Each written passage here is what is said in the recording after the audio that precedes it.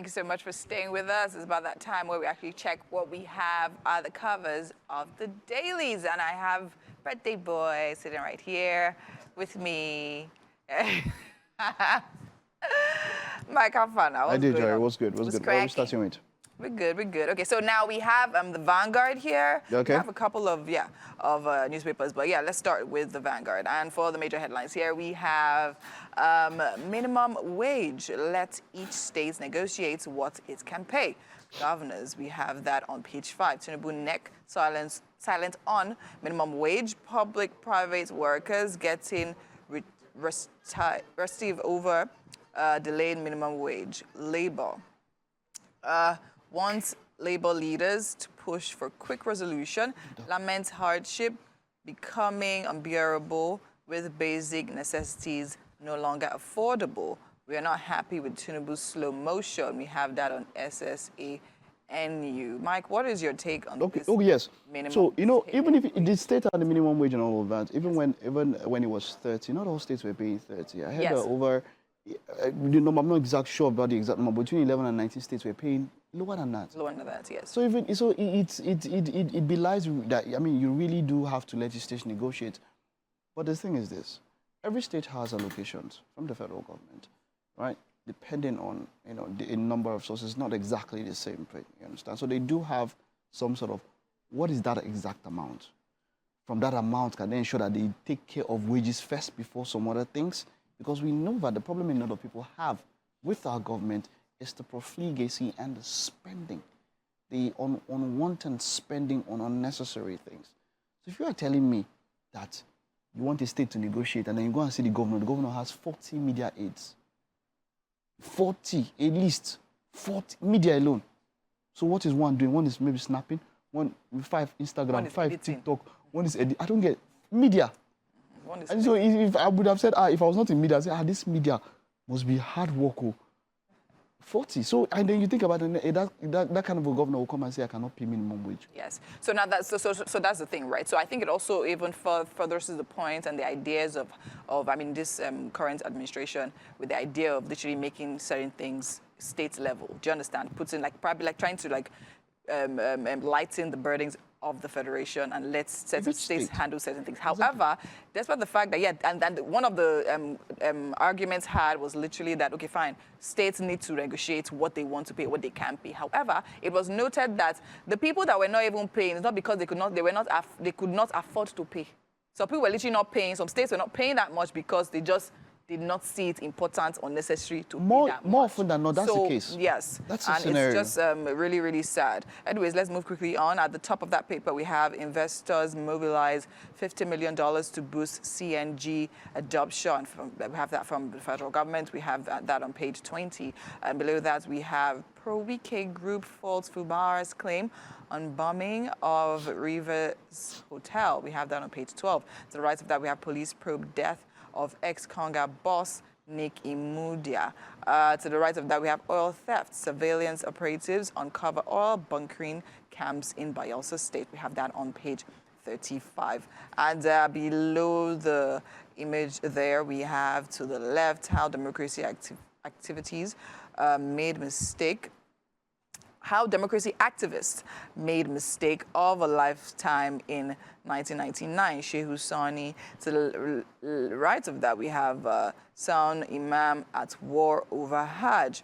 Army promotes first female officer. Oluchukwu trained in Sandhurst to lieutenants. Below that, we have Tinubu approves 50,000 naira grant. 155 billion naira food package for households. Okay. We're talking about that one. Let's just leave that one, Sha. Yeah. And maybe talk about the Tribune, yeah? Well, this was the Tribune, right? Okay, this was the Tribune. No, this was the Vanguard. Okay, the Vanguard, yes, okay. So we're moving what we have now is the Tribune, and I'll just take just one headline. Private illegal aircraft used for drug trafficking and money laundering. That's no news. It's not in news. Yeah. It's been there. Even aircraft owned by, in quote, men of God, as it were. We've had issues of, because you know how security is when with a private aircraft is lax more than how I can't be telling you know that. how it is flying with a commercial aircraft. I mean, in private aircraft, you just stroll in, 4 5 of you, any bag you carry, nobody's checking it. You understand? They're not doing the final checks before. Your pilot is probably there with any host or hostess. They're probably just bending down to greet you. It's not like if you're in a commercial, you have the final check just before you board and all of that. And so it is open. There is that propensity, or should I say that susceptibility for people to even do things, drugs. Yes, of course. Laundering and all of that. We've seen people do it. I mean, even respected people, because there's some countries you're not supposed to enter with physical cash to some amount. People do it and all of that. That's laundering, by the way. So, you know, a lot of things happen. So there should be some sort of way that the NCAA or the authorities or something check people, even at private jets, before you even, at least the authorities should know, you're going out from a country or something now. Do you understand? You're going to somewhere else, then that country should have a way to check you. To check. And I also honestly feel that even the acquisition of certain assets as private jets, I don't think it's anyone that can afford it that should be allowed. I mean, if you actually come here, you want to buy a private jet, there should be some level, there should be the list of, do you understand? You can use, okay, do you really, is your business really that urgent? Do you really need it? Do you understand? Or is it just basically based on It's not even just buying it, it's maintenance. Maintenance, there's so many things that go into it. I actually listened to a speech by Keyamo yesterday as well. He was talking about how you can't even compare the taxes on a private and the commercial. Commercial is obviously higher because they're outrightly making money. But private is not as high. And all of that. However, the money they make is, you can't even compare it to what the commercial when you pick up, I mean, a seat is how much, there's a time it is to deal in it. And you put up a seat, how much, how many thousands of dollars and all of that. I don't know what happened to the business. Yeah, okay, let's take some other stories from that same papers. To the left of that, we still have on minimum wage. Each state should be allowed to negotiate with labor unions, southern governors, as governor restates commitments to process for better wages. I design my shoes. That's from Oni. Okay, I think we should move quickly on to another paper. Maybe you should take the Daily Independent. Okay, Daily Independent here. Rising debt and interest payments may push Nigeria towards debt default. I don't think we've been defaulting with debt for a very long time, right? Minimum wage, it's there across basically all the papers. Let's pay according to ability. That's what you've been doing. There's nobody that's been paying above their ability. There's a lot. You're not even paying up to your ability. Up to their ability. So however, I must commend states that literally even like paid above. Oh, yes. We have like the Edo States, for instance. Edo State has been in the news for a very long time. And people wonder, where did Edo State get the money from? Because, you know, people are talking about Lagos State. Lagos State, of course, has done quite very well. When you talk about internally generated revenue, how well they do. And the money, you know, the kind of monies that occur to Lagos State, yes. But then Edo State came into consideration. How much? Where is Edo getting the money?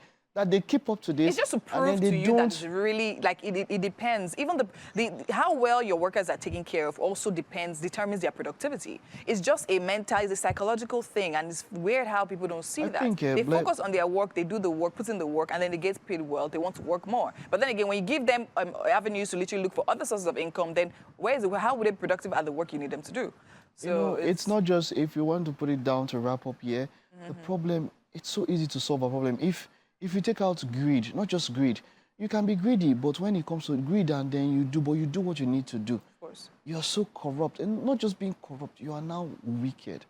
It's not, other places, there's greed and corruption in the US, maybe even more than here. But you see that wicked part, you know, where you've taken do what you need to do. But no. Yes. You do. And of course, and it's a right to literally get paid a reasonable amount of money for the work you do and all of that, and to be able to survive. The economy is literally not even, it's biting at everybody. So I don't understand why this is such a struggle, to be very honest. And that is where I think the wickedness you're talking about is coming in.